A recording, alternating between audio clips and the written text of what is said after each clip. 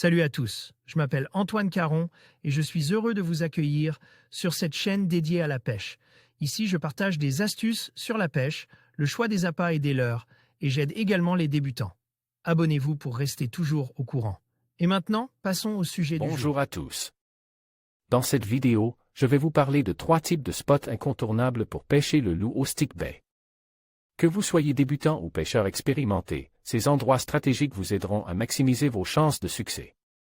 Je vais partager avec vous mes astuces et conseils pour identifier ces spots et les techniques à adopter.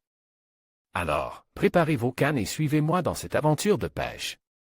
Écoutez cet article. Les côtes rocheuses. En journée, les côtes rocheuses sont des zones très exposées aux conditions de mer.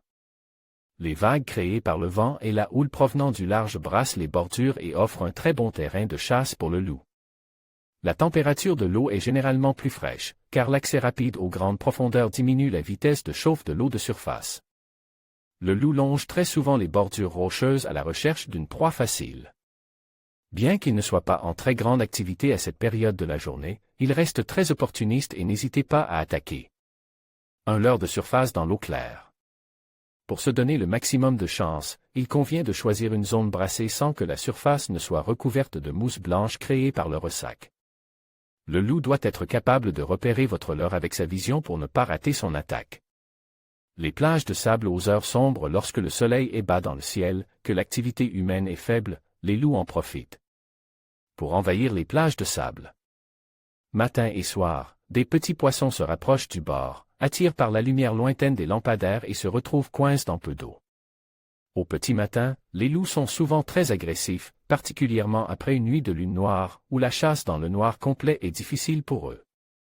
Le soir, c'est plutôt l'activité humaine et le sable brasse par des centaines de baigneurs qui va attirer toutes sortes de poissons fourrages. Les loups sont généralement non loin derrière et n'hésitent pas à faire éclater les bancs de mange pour en saisir quelques-uns. Les embouchures. Sans aucun doute les spots les plus fiables pour pêcher le loup. Les embouchures peuvent être pêchées dans toutes les conditions météo.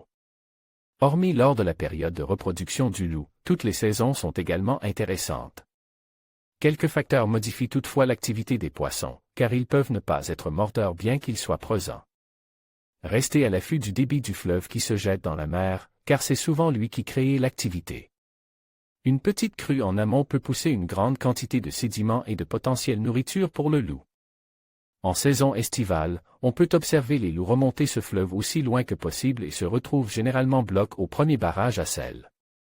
Ils apprécient l'eau saumâtre qui regorge généralement de mulets, proie facile pour eux.